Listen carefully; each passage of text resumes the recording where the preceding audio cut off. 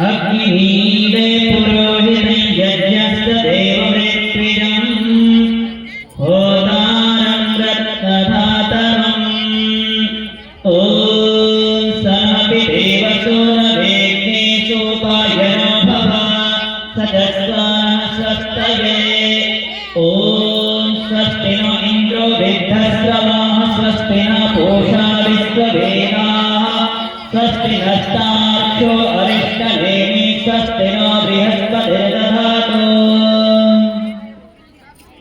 आज इस हिंदू महासम्मेलन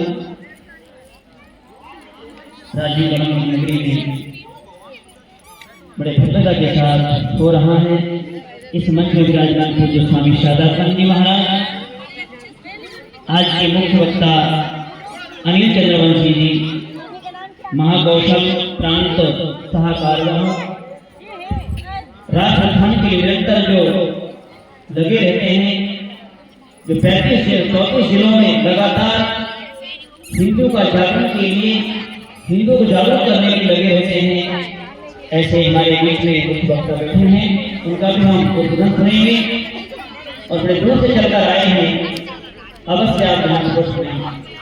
हमारे बीच में बहन वंदना अवस्थी जी, जिन्होंने बहुत अच्छा ओजस्वी वाणी से आप सबको मार्गदर्शन किया।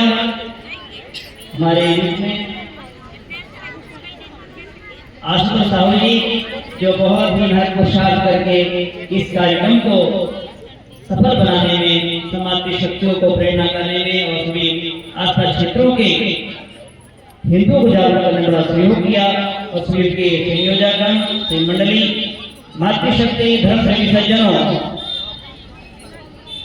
मैं एक बात पूछूंगा सबसे, ये सृष्टि कब बनी हमारी? ये सृष्टि कब बनी? कितने वर्ष हो गए? हमें बताएगा कितने वर्ष हो गए सृष्टि के बने हुए? क्या 2026 वर्ष हुए, 2025 वर्ष हुए, या 1500 वर्ष हो गए, या 2000 वर्ष हुए? आज हम स्व का बोध नहीं कर पा रहे हैं कि स्व का विषय मेरा है कि मैं वो जानना हम क्या थे, क्या हो गए अभी, हम क्या थे, क्या है, क्या होंगे अभी। आओ मिल बैठकर विचार करें सही, हमें मिल बैठकर विचार करना है कि हम क्या थे और क्या होने जा रहे हैं। आज तक कोई विचार नहीं करता, हम इतिहास को भूलते चले जा रहे हैं, हमारी वेद परंपरा को भूलते चले जा रहे हैं। आज बच्चों को संस्कार कैसे दे पाएंगे आप, जब आपको भी पता होगा कि बच्चे पूछेंगे माँ ये सृष्टि कब बनी है, कब से चल रही है चक्रवात, कभी सृष्टि कभी प्रलय।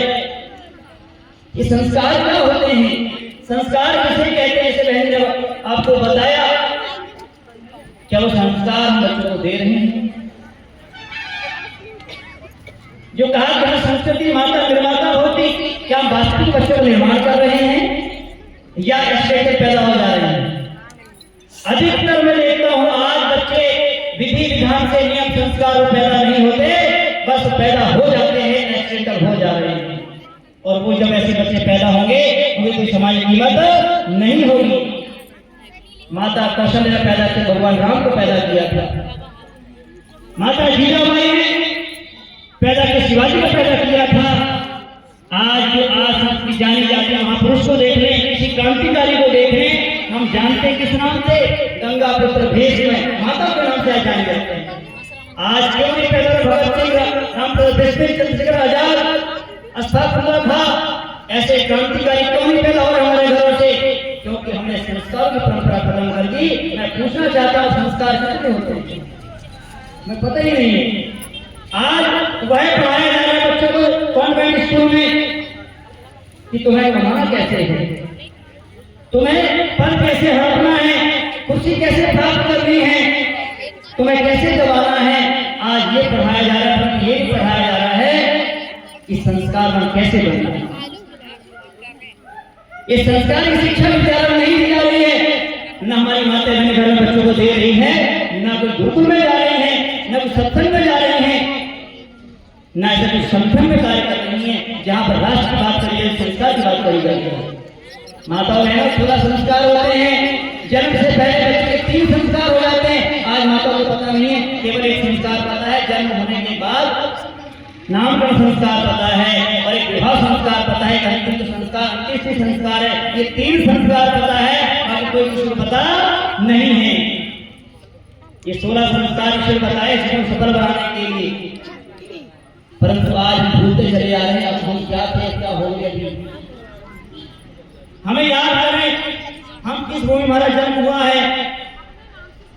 हम बड़े पुण्यशाली हैं कि हमारी ये मातृभूमि, हमारी पितृभूमि, ये पुण्य भूमि, कर्म भूमि हमारा जन्म हुआ है, जहाँ भगवान राम ने पैदा हुआ, जहाँ भगवान राम पैदा हुए, जहाँ भगवान कृष्ण पैदा हुए, सुदर्शनधारी। ऐसे हम ऐसी भूमि में जन्म लिए हैं। माताओं बहनों, हमें जानना होगा संस्कार क्या होते, बच्चों निर्माण कैसे होते। आपने कभी सुना है? आज सरकारों के माध्यम से चल रहा है कि गधा को उत्तम गधा कैसे बनाया जाए, उत्तम घोड़े को उत्तम कैसा बढ़िया कैसे बनाया जाए, ये कृषि को उत्तम कैसे बनाई जाए, कैसे बीज इसमें संक्रमण किया जाए, कैसे बड़ी लौकी बनाई जाए, कद्दू कैसे बड़े किए जाए, ये अधिकतर चल रहे हैं। क्या आपने देखा है कि मनुष्य को उत्तम मनुष्य कैसे बनाया जाए? इस संस्कार के लिए भूल नहीं करते। आज ये अनेकों बातें चल रही है, परंतु जिसके कारण सृष्टि चल रही थी, जिसके कारण मानवता बची हुई है, आज उसको किसी का ध्यान नहीं है। हमें ध्यान रखना होगा। आप किसको जन्म दे रहे हैं? राक्षस को जन्म दे रहे हो, भगवान राम को जन्म दे रहे हो। आज मैं जानना हूं हम क्या थे, क्या हो रहे हैं। सृष्टि के बने हुए कितने वर्ष हो गए? यही से मुझे, जब मैं अभी नया वर्ष हमारा आया था पिछली बार, यहीं से यहाँ से माता सुरेली निकाली की बड़ी संख्या माता यहाँ बैठ रहे हैं। मैं अनेकों जगह ये कार्यक्रम में गया हूँ, लगातार जा रहा हूँ, परंतु आज मातृशक्ति की संख्या मुझे यहाँ दिखी कि माताओं ने इस क्षेत्र को बचा रखा। ये एकता माता में दिख रही मुझे, वास्तव में सराहनीय है। और इतनी धूप में माता बैठी है और कोई माता तो उठ के चली जाती है, परंतु आपके अंदर देख रहा हूँ ठीक है, उत्तम की भावना है, जो इस मातृभूमि के तड़प है। यही तो तब कहा ऋषि में, तपो द्वंद्व शयनम, सर्दी गर्मी धूप प्यास सबको सहन करके धर्म के रक्षण की लगे हमें, यही तब है। ये धूनी लाल का तब नहीं है जब तक मानी लोगों ने कोई बर्फ में तप रहा, कोई बिना बर्फ में तप रहा है, कोई हाथ ऊपर करके तप रहा, ये तब नहीं है। शास्त्र कहते तपो द्वंद्व शयनम, अर्थात सर्दी गर्मी धूप प्यास को सहन करते हुए धर्म की रक्षा के लिए बलिदान हो जाना, यही तब है। वो आज आप सब में दिख रहा है। माताओं, ये सृष्टि बनी कितने वर्ष हो गए? हाँ जी, कितने वर्ष हो गए? हमें यही जानकारी नहीं है। आने वाली पीढ़ी आपको पूछी, क्या बताएंगे आप लोग? हमने स्वाध्याय करना छोड़ दिया, हमने शास्त्र को पढ़ना छोड़ दिया, हमने जीवन ग्रंथ को पढ़ना छोड़ दिया। आज बच्चों को पता नहीं भगवान राम कब हुए थे, आज बच्चों को पता नहीं है कि भगवान कृष्ण कब हुए थे, कितने वर्ष पहले हुए, ये बच्चों को नहीं पता है। आज हनुमान जी कौन है, ये बच्चा ने पीढ़ी को नहीं पता होगा कि हनुमान जी कौन है। हनुमान जी जीवन दिखाया जाएगा, उड़ने वाले हैं और कुछ नहीं पता, बस ठीक उड़ रहे हैं, चल रहे हैं। अरे बच्चों को बताओ हनुमान क्या योद्धा थे, वो आज बच्चों को नहीं पता है। माताओं, सृष्टि के बने हुए 1,96,08,53,126 वर्ष हमारा 126 चल रहा है हमारा, लगभग 2 अरब वर्ष होने वाले सृष्टि बने हुए। और हम क्या करते हैं? अभी नया वर्ष आया था ना, मनाए थे हम लोगों ने 1 जनवरी को, नहीं मनाया। बहुत बड़ी तारीफ हो जाए, बहुत अच्छा है। ये सनातनी माता के अंदर ये होना चाहिए कि हमारा हिंदू सनातन तो जो नया वर्ष है, चैत के शुद्ध प्रतिपदा को आता है, फिर पुनः ये करेंगे, यहाँ से रेल निकालना, बहुत भव्य रेल निकालना। ये माताओं को पता है। जब से सृष्टि बनी है, कितने ऋषि महर्षि महापुरुष के साथ इस देश में, याद करो, जहां से सूर्योदय होता है, जहां पर अस्त होता है, वहां तक अखंड भारत का निर्माण था। पूरा वहां तक अखंड राज्य था ऋषियों का, ये क्रांतिकारी वीरों का, राजाओं का राज्य था। चीन, अफगानिस्तान, नेपाल, भूटान, अमेरिका, ये सबके इसके अंदर थे, इसके अधीन रहते थे। वो हम भूल गए, आज हम इनके अधीन होते चले जा रहे हैं। ये विचार करें। और हम आज हिंदू सम्मेलन करने जा रहे हैं, संकल्प लेकर जाए कि एकता है, एकता में एक संगठन में जो शक्ति होती है वो किसी में नहीं होती है। आप एकता बनाए रखेंगे। मैं कहना चाहूंगा, हम हिंदू तो कहते हैं, कोई मीडिया वाला आपको पूछ ले कि बच्चा आप हिंदू हो, हिंदू की परिभाषा बताओ, क्या बताएंगे आप? क्या हिंदू से कहेंगे शराब पीता है? हिंदू से कहेंगे जो गाड़ी चलाता है? हिंदू से कहेंगे जो माँ बहन बेटी को पीटता है? हिंदू से कहेंगे हिंसा करता है? वो हिंदू है क्या? बताओ क्या होते चले जा रहे हैं। हमारे बच्चे अपने आप ग्रानी करते कि हम हिंदू हूँ। अरे मेरा पिता शराब पी रहा है, मेरी बहन भाग रही है, मेरे पिता कहीं अन्याय अत्याचार कर रहे हैं, लूट रहे हैं। बताओ क्या आगे बच्चे मानेंगे हम हिंदू हूँ? हमें हिंदू की परिभाषा समझनी पड़ेगी। हिंदू कहे दुष्टान हिंसती हिंदू, दुष्टों को मार दे सत्य रक्षक तो वही हिंदू है। आज हम क्या कर रहे हैं? यदि हम ही दुष्ट होते चले जाएंगे तो बच्चों को क्या शिक्षा देंगे? हम क्या पढ़ाएंगे? आज हमने शास्त्रों को पढ़ना छोड़ दिया, हमने बच्चों को संस्कार लेना छोड़ गए। बताओ बच्चे क्या करेंगे? गाय जब अच्छा घास नहीं मिलता, अच्छा घास पान नहीं मिलता तो गाय क्या करती? पन्नी खाती है। यही प्रकार के बच्चों को संस्कार नहीं देंगे आप तो बच्चे क्या करेंगे? गलत रास्ते जाकर जीवन को नष्ट कर देंगे। सज्जनों, मैग्रेस्टी टीम यात्री कहता है, मैं इस रास्ते से गुजर रहा था, एक यात्री अपने भारतीय व्यक्ति से पूछता, क्या यहाँ पर ये पेड़ पौधे में सोने चांदी लगते हैं? बोले नहीं तो। बोले मैंने तो सोने चांदी लटकते देखे यहाँ पर। तो उस व्यक्ति ने कहा कि नहीं, यहाँ इतनी ईमानदारी लोगों में है।